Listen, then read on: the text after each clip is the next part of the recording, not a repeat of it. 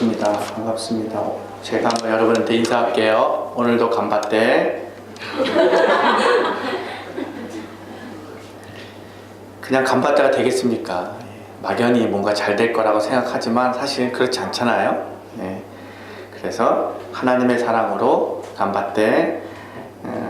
여러분 옆 사람도 한번 좀 나눠보세요. 하나님의 사랑으로 간밭대 하세요. 한번 인사해보세요.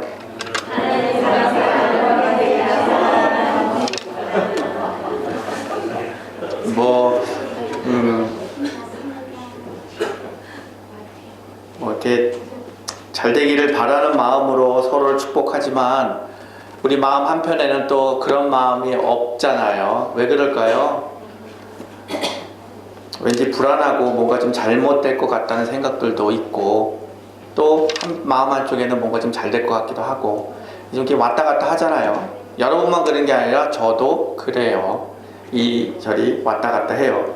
교회가 잘 될 것 같기도 하고 어떨 때는 또 흔들리고 왔다 갔다 합니다. 그래서 우리가 필요하고 교회가 필요한 거죠. 제가 만약 그런 마음이 없다면 저는 신이죠. 예수님이죠. 교회가 필요 없죠. 저 혼자 산에 올라가야죠. 근데 저도 똑같다는 거죠. 똑같기 때문에 같이 사는 거죠. 그게 요한복음 15장의 비유인데 이렇게 제가 이런 고백을 할 수 있는 건 사실은 쉽지는 않은 거죠. 하지만 제가 이렇게 제가 신앙적인 갈등이나 이런 것들을 똑같이 여러분과 같이 고백하는 의미가 있는 거죠. 왜 그럴까요? 진정한 소통이죠. 사람들이 사람들을 평가할 때 상대적인 평가들을 많이 하잖아요. 저 사람은 많이 배웠다. 저 사람은 좀 돈이 많다. 많이 평가를 하잖아요. 근데 우리가 우리 스스로도 모르는 사이에 세상으로부터 나를 평가를 해요. 평가를 받아요. 그러다 보면 내 스스로가 위축이 되잖아요. 거기에 또 익숙해져 있어요. 그래서 내 자신이 누구인지도 모르고 많이 처지는 거죠. 많이 이렇게 가라앉는 거죠. 근데 여러분 이 시간 정말 정신 차리고 잘 들으셔야 될 게 이겁니다. 여러분이 주님을 믿는 사람들이잖아요. 그래서 그리스도인이 됐잖아요. 그리스도인이 되고 나서 여러분의 운명은 바뀐 겁니다. 여러분은 알든지 모르든지 믿든지 안 믿든지 상관없이 여러분의 운명은 바뀐 거예요. 그거를 깨달아야 되는데 그거를 못 깨닫고 옛 습관처럼 자꾸 살다 보니까 마음이 여기저기 왔다 갔다 하는 거죠. 여러분의 인생은 예수를 믿고 있기 때문에 우리가 이제 깨달은 거죠. 비록 세상의 사람들이 세상이 나를 이렇게 상대평가했을 때 나를 이렇게 아래로 보지만 내 인생은 하나님의 계획이 있고 하나님의 꿈이 있는 인생이다. 그 말은 내가 이 세상에 온 것이 우연히 온 게 아니죠. 잘못 온 게 아니라는 거죠. 하나님이 이 세상에 나를 보내주셨다는 거죠. 뭔가 잘못돼 갖고 뭔가 엉클어져서 내가 이 세상에 온 게 아니라는 거죠. 그렇기 때문에 하나님이 우리 모두의 인생을 향하신 하나님의 뜻이 있다는 거죠. 그 말이 뭐냐? 하나님이 여러분 한 사람 한 사람을 통해서 세상에 전하고 싶은 메시지가 있다는 거죠. 그거를 깊이 깨달으면 세상이 나를 평가하는 것보다는 그래도 좀 괜찮고 그래 내가 인생이 좀 그래도 쓸만하고 그래도 괜찮은 인생이다 라고 살아갈 수 있는 힘이 조금이라도 생길 수가 있는 거죠. 이것마저 없으면 그 파브르가 여러분 그 곤충기 어렸을 때 읽어보셨겠잖아요. 파브르의 곤충기. 그 파브르가 그 책에 보면 날파리가 있잖아요. 그냥 이렇게 날아다니는 이름도 없는 조그만 벌레들. 그 벌레들을 자세히 보니까 그 벌레들의 유형이 있어요. 패턴이 있어요. 조그만 벌레들이 맨 앞에 있는 벌레가 가는 대로 다 따라가는 거예요. 근데 문제는 그 앞에 있는 벌레가 어떠한 방향으로 가는 게 아니라 그냥 동그란 원을 계속 도는 거예요. 그래서 파브르가 그 밑에다가 먹을 것을 이렇게 갖다 주면 그 한 마리가 쑥 내려오면 같이 내려와서 맛있게 먹으면 될 텐데 안 먹는다는 거예요. 7일을 똑같이 도는 거예요. 계속. 그래서 못 먹고 7일 만에 다 떨어져 죽는 거예요. 우리들도 마찬가지죠. 정말 연말을 지금 뭐 다 1년 달력이 이제 한 장밖에 안 남았잖아요. 연말을 맞이해서 우리가 생각을 하잖아요. 내가 어떻게 살아왔고 이제 어떻게 될 것인가. 시간이 참 빠르다. 우리들이 자꾸 생각을 하면서 생각에 생각을 꼬리를 물다 보면 결국엔 가는 게 뭐냐면 나를 비참하게 만들고 나를 스스로를 미워하고 저주하게 만드는 것까지 가는 거죠. 정말 우리가 깨어 있어서 하나님의 말씀에 귀를 기울이고 하나님 말씀에 사로잡히지 않으면 내가 나를 미워해요. 내가 나를 저주해요. 여러분 꼭 기억하실 게 여러분의 삶은 정말 소중합니다. 여러분의 인생은 주 안에서 거듭나고 난 이후에 예수를 믿고 난 이후에 여러분의 한 사람 한 사람의 삶은 너무나도 소중합니다. 돈이 많든 적든 못 배웠든 몸이 아프든 사람들에게 손까지 닿을 만큼 정말 힘들게 산다 할지라도 주 안에서 깨어나서 우리 인생을 돌이켜보면 우리 인생은 너무너무 소중합니다. 그거를 이 시간 여러분 깊이 깨닫길 바라겠습니다. 정말 여러분 스스로가 이걸 안 믿으면 여러분 스스로를 지킬 수가 없습니다. 몸도 무너지고 여러분의 마음도 무너지고 더군다나 영적으로도 충만하지 못해요. 정말 중요합니다. 내 인생을 통해서 하나님이 이 세상을 향하신 메시지, 뜻을 드러내는 나의 삶이다 라고 생각을 하면 예수를 왜 믿고 예수를 믿고 난 이후에 내 삶이 어떻게 되는 건지에 대해서 깊은 통찰이 있잖아요. 그래서 예수를 믿는 거구나. 그래서 예수를 믿고 난 이후에 내 신분이 바뀌었다는 게 저런 거구나. 저도 목사가 된 이후에 참 사람들을 많이 만납니다. 이 사람 저 사람 참 만납니다. 그런데 이렇게 보면 참 인생은 신비로워요. 정말 신비로워요. 인생은 참 오묘합니다. 다양하고 사람들의 마음도 전부 다 달라요. 그리고 한 사람만 봐도 그 사람 안에 있는 마음도 만 가지예요. 만 가지. 사람은 알면 알수록 정말 신비롭습니다. 신비롭습니다. 저는 여러분이 알다시피 한국에서 부목사로 한 교회를 12년 동안 섬겼다가 이제 동경제일교회로 왔는데 한 교회에 12년 부목사로 일한다는 것은 쉽지는 않은 일입니다. 여러 가지로 쉽지 않은 일입니다. 때로는 힘들고 나로서는 견디기 어려울 만큼 그런 일들이 생길 때마다 저를 붙잡아줬던 거 있었어요. 그게 뭐냐면 죽었다 다 살아난 제 아내가 출근하는 저를 붙잡고 꼭 얘기해 주는 말이 있어요. 이렇게 얘기해요. 여보, 오늘도 교회 나가서 어깨 펴고 힘있고 당당하게 재미있게 일하고 오세요. 이렇게 얘기해요. 그 말을 계속 얘기하는 거죠. 회의 중에 핸드폰이 울려요. 문자가 와요. 그 문자 뭔가 이렇게 보면 제 아내가 여보 오늘도 어깨 펴고 힘있고 당당하게 재미나게 일하세요. 이거예요. 저는 다른 말은 다 이해하겠어요. 어깨 펴고 그래 어깨 남자니까 어깨를 펴야지. 그리고 당당하게 그치 재미나게.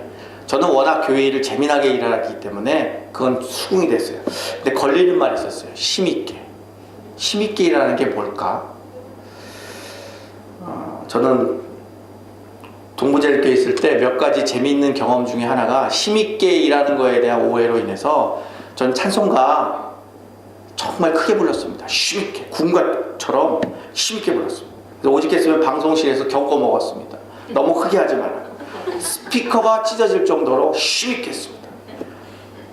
그게 아니라는 거를 이제 알았죠. 아, 힘이 뭘까?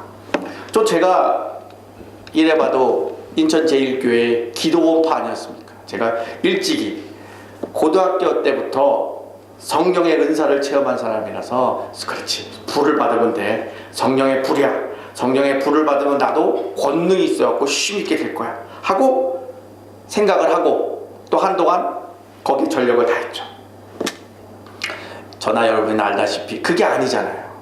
성령의 불을 받고 난 이후에 될 줄 알았는데 또 옛날 내 모습으로 다시 돌아가는 것을 저도 깨달았습니다. 아, 이게 아니구나. 성령의 불을 받는다고 내가 힘 있는 사람이 안 되는구나.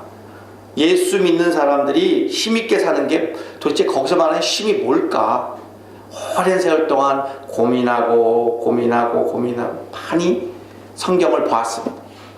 그리고 나서 제가 알게 됐습니다. 여기서 말하는 힘은 본질적인 근원적인 걸 얘기하는 거잖아요. 권력, 재력, 시력, 거기서 말하는 그런 힘이 아니잖아요. 근원적인 거, 세상을 만들고 세상이 돌아가는 근본적인 힘, 바로 하나님의 말씀이죠. 힘이 있다, 하나님의 말씀. 힘 있는 교인, 하나님의 말씀에 사로잡혀서 그거요, 그렇게 될 거예요. 그거 어떻게 하세요? 하나님 말씀이 나한테 약속해 주셨거든요. 든든한 거죠. 어깨 필 수가 있는 거죠. 당당한 거죠.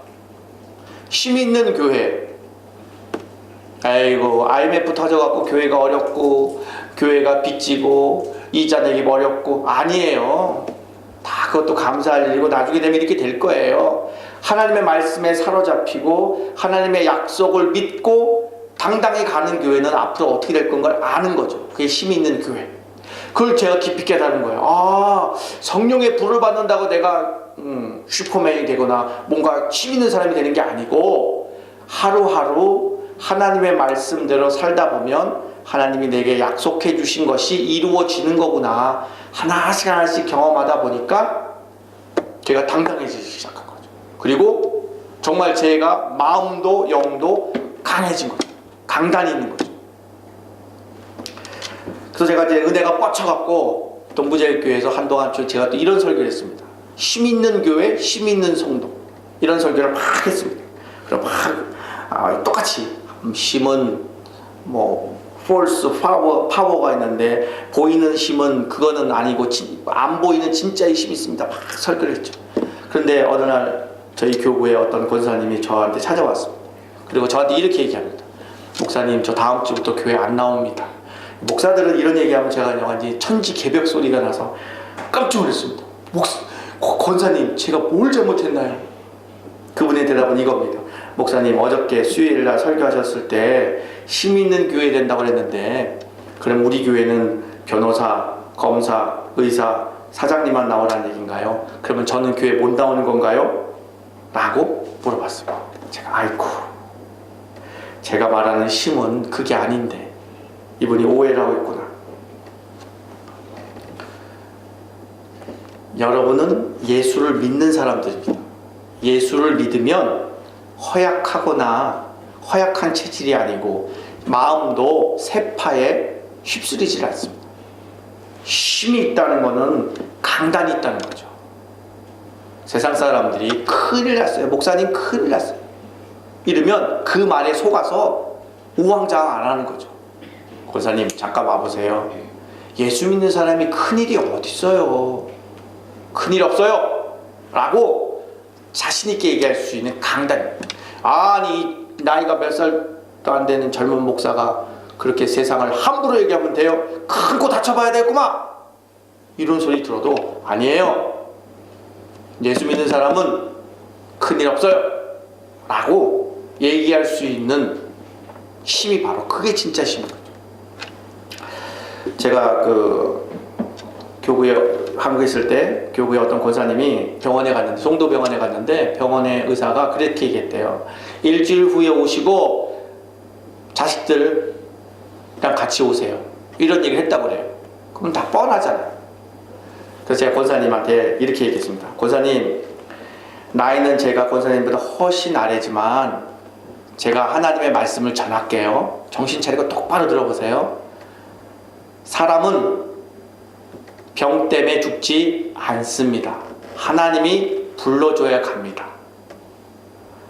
우리 인생은, 예수를 믿는 우리들은 병이 나서 인생이 망치는 게 아닙니다. 병 들었다고 권사님 자식들 망치지 않습니다. 예수를 믿으면 절대로 망하지 않습니다. 권사님, 내일 병원에 가서 의사가 뭐라고 해도 풀썩 주저앉아서 벌벌 떨지 마시고 의사한테 분명히 얘기해 주세요. 의사 선생님, 저는 예수 믿는 사람입니다. 예수 믿으면 병 때문에 죽지 않습니다. 저를 위로하려고 하지 마세요. 전 괜찮습니다. 하고 오세요. 우리 권사님이 다녀오고 나서 그 다음날 점심때 제가 권사님한테 당부를 했거든요. 제가 적어줬습니다. 그리고 각 병원에 가기 전에 많이 읽어보고 가라고 했어요. 사람은 병 때문에 죽지 않습니다. 하나님이 불러줘야 갑니다. 병원에 갔다 오고 나서 병원에 끝나고 나서 집에 가지 마시고 교회로 오라고 그랬어요. 혼자 사시니까, 혼자 또 가시면 그러시니까 집 교회 있다 오셔서 같이 우리랑 식사도 하고 그러세요. 그래서 부탁을 했죠. 근데 권사님이 다음날 점심때 교회에 오셨어요. 그리고 얼굴이 싱글벙글. 사람들이 깜짝 놀랐어요. 오, 병 아니래죠? 아니요, 암이라는데요. 그래서 괜찮으세요? 그럼요. 저 예수 믿는 사람인데, 예수 믿는 사람은 병 때문에 죽지 않아요. 하나님이 불러줘야 가지. 나는 그 병 때문에 벌벌 떨지 않아요. 라고 얘기해요. 그리고 나서요, 저희 교회 한동안 많은 분들이 저만 보면, 목사님, 사람은 병 때문에 죽지 않죠? 하나님 불러줘야 가죠? 권사님, 저희 사촌이 너무 아파갖고 너무 힘들어했는데 제가 그 말을 했더니요, 그 사촌이 마음의 안정을 찾았어요. 마음의 안정을 찾았어요. 이렇게 암 환자에게 이렇게 얘기할 정도로 되면 힘이 있는 강단 있는 인생인 거죠. 보통 사람들 난치병, 큰 병 알면 벌벌벌 떨어요. 무서운 거죠. 하필이면 내가, 심지어 나는 멀쩡해요. 친구로부터 전화가 와요. 얘야, 나 암이래. 펄펄 울면 전화 받는 친구, 멀쩡하다가도 친구가 아프다 그러면 자기 걱정해서 같이 울어요. 암 걸린 친구 불쌍해서 우는 게 아니라 내가 또 걸리면 어떡하지? 내 자식은 어떡하지? 내 남편은 내가 죽으면 어떡하지? 생각에 꼬리를 물어서 풀썩 주저앉아요. 여기에서 견디고 지탱하고 돌파할 수 있는 유일한 힘이 뭐겠어요? 진짜 힘이죠. 인생을 관통하고 역사를 관통하고 우주를 관통할 수 있는 힘이 뭐겠어요? 여호와의 말씀, 약속인 거죠. 강단 있는 거죠. 이렇게 강단 있는 사람 한 사람만 있으면 세상은 바뀌는 거예요. 그게 오늘 본문의 내용입니다. 이사야서 이야기인데요. 이사야가 지금으로부터 2700년 전의 인물이에요. 2700년 전 이스라엘의 상황은 타락하여서 영적으로 타락하여서 하나님이 눈뜨고는 못 본다고 그랬어요. 너무너무 타락한 거예요. 이 타락할 때에 하나님은 하나님의 섭리를 이 땅에 드러내기 위해서 하나님의 계획을 이루셨죠. 그게 뭔지 아세요? 남은 자라는 겁니다. 남은 자. 이스라엘 백성 중에서 포로로도 끌려가고 어려운 지경이 돼서 다 하나님을 배반해도 하나님의 사람 중에서 종자, 생명의 씨앗, 남은 자를 남겨놓기로 하나님은 결정을 하신 거죠. 그래서 보통 사람들은 모르는 거예요. 세상에 왜 이렇게 됐지? 다 이제 망했다, 끝났다. 사람들이 다 손을 털고 이제 하나님 여호와 야훼 하나님은 없는 거야. 그 신은 우리를 떠났어 라고 손을 털고 다 끝났다고 종말을 선언하는 그 시점에 하나님께서는 세상을 구원하시기 위해서 남은 자를 남겨놓으신 거죠. 생명의 씨앗.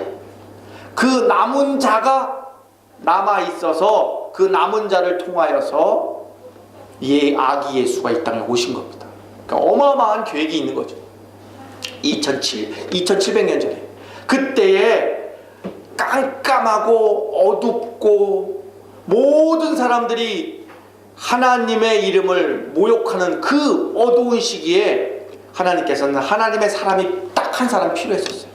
하나님의 마음을 세상에 증거하고 알려줄 사람이 필요했던 거죠. 왜냐? 알곡과 쭉쟁이는 섞여 있잖아요.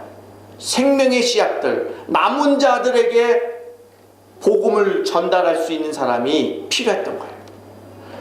모르는 사람들은 세상이 다 망해져 가는 것처럼 보이지만 하나님께서는 그들 가운데서 쭉쟁이와 알곡이 있었던 거죠. 그 알곡이 바로 남은 자로 남아있고 남은 자로 부름받은 사람들이 결국에는 신앙을 지켜서 결국엔 아기 예수까지 연결이 되는 거예요.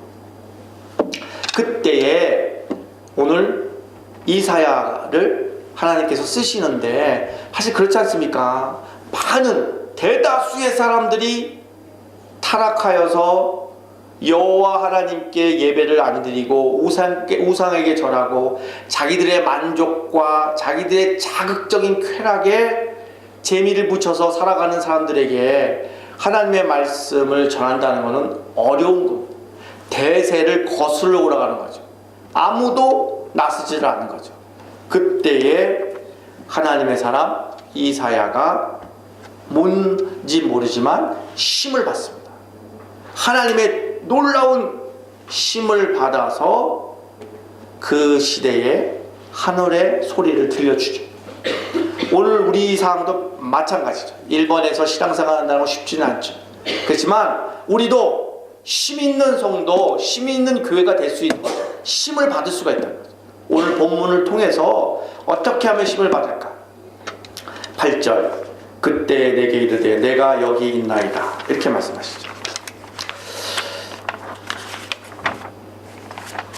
저도 여호와의 힘 있는 목사, 힘 있는 성도, 힘 있는 교회 그 힘 있다 그거에 대한 관심이 없었으면 이 말씀도 그냥 저도 지나갈 뻔했을 겁니다. 하지만 그 2700년 전 어두운 시기에 이사야가 정말 힘있게 강단 있게 하나님의 뜻을 사람들 마음에 거슬려도 전할 수 있는 힘의 근원은 어디일까? 나중에 이사야가 알곡과 쭉쟁이, 특히 이 대다수의 그 쭉쟁이들한테 복음을 전했을 때, 하나님의 마음을 전했을 때 그 사람들이 얼마나 거슬렸겠어요. 그래서 이사야가 어디로 도망갔냐면, 어디로 숨었냐면 나무통에 숨었거든. 나무통에 숨었는데 사람들이 잔인하잖아요. 타락한 사람들 정말 잔인합니다. 그 나무통을 톱으로 자르잖아요. 이사야가 거기 들어가 있어요. 그 순간에도 이사야는 마지막까지 남은 자에 대한 이야기를 계속 전합니다. 이걸로 우리는 끝나지 않는다. 하나님이 구원의 빛을 온 세상에 증거할 것이다. 보라, 빛이 우리 가운데 임했노라. 일어나 빛을 발하라 라고 전하잖아요. 여러분 많이 들었던 이야기잖아요. 이렇게 강단 있게 증거할 수 있는 힘이 어디서 나왔느냐. 오늘 본문에 있는 것처럼 내가 여기 있나이다. 나를 보내소서. 이거죠. 이게 뭔 말일까요? 그리스도인들이 강해질 수 있는 힘을 받는 근본적인 것은 어디서부터 출발하냐면 바로 자발적인 행동, 알아서입니다. 알아서. 여러분 예수를 믿고 난 이후에 성경을 보면 궁금한 게 있잖아요. 하나님은 나를 로봇으로 알고 리모컨을 가지고 나를 조종하는가? 그건 내 인생은 뭐지? 하나님은 나를 택했다고 그러는데, 나를 선택했다고 그러는데, 그러면 하나님 뜻대로 내 인생이 된다 그러면 나는 내 인생에 뭘 의미하는 거지? 나는 내 뜻은 없고 하나님 뜻대로 데려가는 건가? 나는 하나님의 로봇인가? 그런 궁금한 것들이 있잖아요. 그런데 하나님은 우리들을 기르시잖아요. 하나님 나라 안에서는요, 한방이라는 건 없습니다. 대박 없습니다. 조금씩 우리를 기르시는 겁니다. 그것만 알아도 예수 믿고 성령의 불을 받고 다음날 새 사람 되고 이런 게 없는 거죠. 물론 성령의 도우심을 받고 성령 하나님이 날마다 동행하셔서 우리를 돕고 있지만 조금씩 우리를 기르시는 거죠.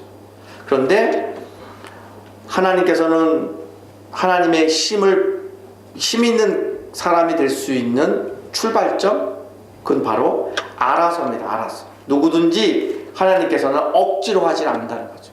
억지로. 인격적이시잖아요. 이렇게 얘기하면 여러분이 이해하기 쉬울 겁니다. 봉사자 중에서 최고의 헌신도가 나오는 봉사자가 누군지 아세요? 에이, 봉사자들 돈 많이 주면 되지. 절대로요. 아무리 돈을 많이 줘보세요. 시킨 것만 하지. 아니요, 시킨 것도 안 할 거예요. 눈가림, 보이는 데만 쓱싹쓱싹 하고 그리고 그냥 갈 거예요. 돈 받은 만큼도 요즘 일 안 합니다. 진짜 봉사자는 누군지 아세요? 헌신적으로 정말 정성을 다해서 다 할 수 있는 헌신자는 자원봉사자입니다. 자원봉사자만이 정말 최선을 다해요. 알아서 자기가 자원해서 하기 때문에 그렇죠. 여러분 자녀들 키우잖아요. 자녀들에게 꼭 가르쳐야 될 거, 오늘 청년들이 일어 시험 보러 갔잖아요. 공짜 없잖아요. 아이들도 우리가 가르쳐야 됩니다. 공짜 없어요. 공부 안 했는데, 땀을 안 흘렸는데 뭘 거두어요. 열심히 땀을 흘리면 하나님께서 2배, 10배, 100배로 거둬드리는 건데 일단 땀을 흘려야죠. 근데 문제는 아이들 억지로 공부시키면 안 합니다. 힘이 없어요. 그냥 눈 가리고 아웅이죠. 하는 척만 하지 안 합니다. 그러니까 우리들이 할 수 있는 거는 아이들에게 스스로 알아서 할 수 있도록, 공부를 알아서 할 수 있도록 그런 환경을 자꾸 만들어 주는 거죠. 그러면 아이들이 자발적으로 알아서 하면 부모가 공부하지 마라, 몸 생각 좀 해라 라고 말릴 수가 있는 거죠. 그런 일이 여러분 안에 있기를 간절히 바라겠습니다. 자식들 키우는데 여러분 좀 마음이 좀 아프고 답답하잖아요. 우리 아이들이 정말 자발적으로 알아서 하는 그런 아이들이 되기를 간절히 바라겠습니다. 가끔씩 서울에서 정말 잘 나가던 의사들이 갑자기 문을 닫고 사할인의 선교사를 떠나요. 그분이 왜 떠나는지 아세요? 시켜서는 절대로 안 가죠. 자발적으로 알아서 하는 거죠. 알아서. 대학 교수들이 어느 날 갑자기 학교에 사직서를 내고 에이즈의 대륙, 정말 사막의 나라 아프리카에 떠나는 이유가 뭔지 아세요? 누가 시켜서 안 가요. 돈 많이 준다고 안 가요. 자발적으로 가는 겁니다. 자발적으로. 근데 하나님께서 왜 우리들에게 자발적으로 알아서 하는 걸 원하시는지 아세요? 저도 교회 일을 오랫동안 해봤지만 저도 이것을 깨닫고 나서부터 교회 일을 시키는 것만 하지 않았어요. 제가 모셨던 목사님이 저한테 늘 이렇게 얘기하셨어요. 시키는 거나 똑바로 해, 이렇게 얘기했어요. 근데 저는 시키는 것만 똑바로 하지 않고 알아서 일을 했어요. 그랬더니 제 사역이 재밌고 즐겁고 힘을 얻었어요. 그래서 저를 만났던 많은 사람들이 사람이 변하고 가정이 변하는 걸 제가 많이 경험을 했어요. 그래서 알았죠. 교회 일은 시키는 것만 하는 게 아니라 알아서 돌아보면서 일을 한다는 걸 알았죠. 우리 교회도 마찬가지죠. 동경제일교회 그럼 여러분 뭘 생각이 나세요? 우리 믿음의 선배들이 교회 일을 할 때 알아서들을 많이 하잖아요. 알아서 자발적으로 하잖아요. 저는 와서 우리 교회를 통해서 많이 감동받은 것 중에 하나가 바로 그거예요. 제가 한국에 있을 때 그렇게 관심이 있었고 그런 일들을 했는데 와서 보니까 깜짝 놀랐어요. 정말 우리 동경제일교회는 성숙한 교회고 장성한 교회다. 볼 줄 알아야죠. 알아서 자발적으로 하잖아요. 자발적으로 하나님께서 원하시는 이유가 뭔지 아십니까? 하나님은 억지로 우리의 멱살을 잡고 여기 끌고 저기 끌고 그러시지 않으세요. 잠잠히 기다리는 거죠. 하나님, 제가 일하겠습니다. 여기 있습니다. 하고 손드는 사람을 지금 기다리고 계시는 거죠. 왜 그런지 아세요? 억지로 시키면요, 제가 해보니까 마음이 실리지를 않아요. 억지로 하는 거죠. 눈 가리고 아웅이죠. 여기 뭐 사장님들도 계시지만 종업원들 보면 느끼시잖아요. 내 가게다 생각을 해서 마음을 담아서 일하는 종업원들이 있잖아요. 그 사람들의 특징은 알아서 일하는 겁니다. 주인이 시키는 것만 일하지 않아요. 주인이 있다고 괜히 분주하게 왔다 갔다 가는 종업원 수상하게 봐야 돼요. 주인 없을 때 어떻게 할까? 주인이 있든 없든 알아서 일하는 사람들은요, 거기에 마음을 담아놓는 거죠. 여러분, 명작을 보세요. 명작. 그림의 특징이 뭔지 아세요? 그리는 사람이 정말 마음을 다하여서 그리는 거예요. 마음을 다해서. 음식을 만들 때도요, 좋은 음식은 병을 치료해 준다고 그러잖아요. 그래서 보약이라고 그러잖아요. 그 보약 같은 음식의 특징은 만드는 사람이 마음을 다하는 거죠. 정말 죽게 다하듯이 마음을 다하였기 때문에 그게 몸을 치료하는 음식이 나오는 거죠. 여러분, 자녀를 키우지만요, 여러분의 자녀들이 학교에 가서 학교 생활을 잘하게 하려면 비결이 있어요. 아이들에게 꼭 가르쳐야 될 게 두 가지가 있어요. 아이들이 정성을 다하여서 학교의 생활에 하루하루 살아갈 수 있는 비결이 뭐냐면 두 가지예요. 선생님이 부르면 그냥 가는 게 아니라 기계적으로 네 선생님, 꼭 호칭을 입에 달려야 돼. 습관이 돼야 돼. 그래서 누가 학교에 가서 누가 자기를 불러도 네 선생님 하고 가고, 물건을 줄 때 두 손으로 물건을 건네주는 거죠. 이게 정성이 몸에 붙게 하는 습관이에요. 중요합니다. 그렇게 되면 정성을 들여요. 그러다 보면 아이들이 학교 생활이 뭔가 달라지기 시작하는 거죠. 네 선생님, 네 선생님하고 두 손으로 물건을 주고. 하나님은 저와 여러분에게 뭔가 기가 막힌 일들을 준비하고 계시지만 그 일들을 할 수 있는 사람들은 저절로 공짜가 아니죠. 뭔가 우리 편에서 응답을 해야 되는 거죠. 그래야 인격적인 하나님인 거죠. 여러분, 그 솔개가 있어요. 여러분 솔개 보셨는지 모르겠지만 솔개가 70년을 산다고 그래요. 근데 솔개가 한 40년 정도 살고 나서 솔개 입장에서 볼 때 아주 기가 막힌 일을 겪어야 된다고 그래요. 솔개가 40년 정도 산 다음에 발톱이나 불이나 그다음에 이 날개 이런 것들이 다 노화가 돼서 날지도 못하고 부리로 쪼지도 못하고 발톱으로 채가지를 못한다고 그래요. 그래서 솔개는 40년이 지나고 나서 저 높은 바위에 올라가서 아무도 없는 그곳에 가서 자기의 부리로 발톱을 뜯어낸다고 그래요. 그래서 그 아프고 힘든 거지만 그걸 뜯어내서 다 피투성이가 된 발톱을 두 달이 지나고 나면 다시 새 발톱이 나온다고 그래요. 그리고 나서 새로 난 발톱을 통해서 깃털, 노화된 깃털을 다 일일이 뽑아낸다고 그래요. 얼마나 아프겠어요. 그리고 두 달이 지나고 나서 자기 남아있는 부리를 바위에 쫀다고 그래요. 그래서 부리를 다 부셔버리는 거죠. 아주 몸서리가 치는 거죠. 그리고 부셔진 부리가 두 달 지나고 나서 새로운 날카로운 부리가 된다고 그래요. 그리고 나서 솔개는 40년을 더 사는 거죠.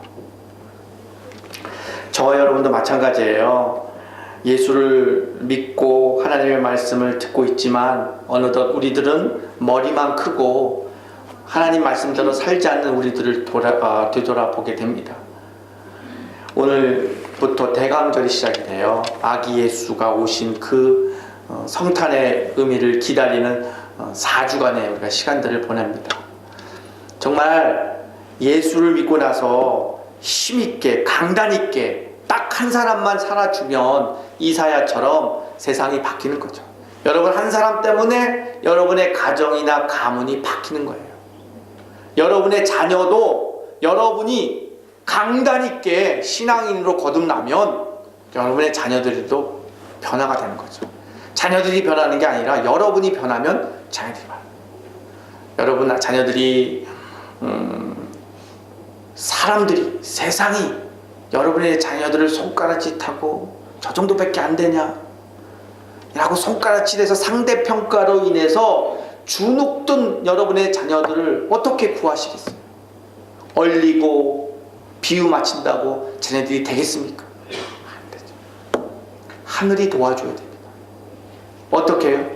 강단 있는 힘 있는 그리스도인으로 여러분 한 사람 한 사람이 거듭나면 여러분의 자녀들도 여러분의 가정도 우리 교회도 힘 있는 교회, 힘 있는 사람으로 진정 거듭나게 된다는 거예요.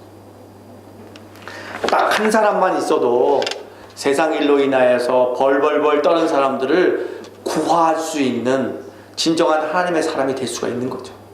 우리의 인생도 변하는 것뿐만 아니고 여러분 한 사람이 힘 있는 그리스도인으로 진정 거듭나면 세상이 변한다는 것입니다. 솔개가 그렇게 자기 노력을 통해서 분할 없는 자기 노력을 통해서 새 사람 된 것처럼 우리는 하나님 말씀 앞에 우리 스스로를 놓고 깊이 생각할 시기가 바로 대강절입니다. 대충, 대강, 저절로, 공짜 이거 없습니다. 정말 눈물을 뿌리며 씨를 뿌려야 됩니다. 편하게 내 생각대로 내 만족대로 살아갈 것이냐 아니면 거스리고 힘들지만 여호와의 말씀대로 살 것인가? 선택은 여러분에게 있습니다. 오늘 이 아침에 여러분에게 주께서 말씀하십니다. 누가 우리를 위하여 갈고 누가 나를 위하여 갈고. 기도하겠습니다.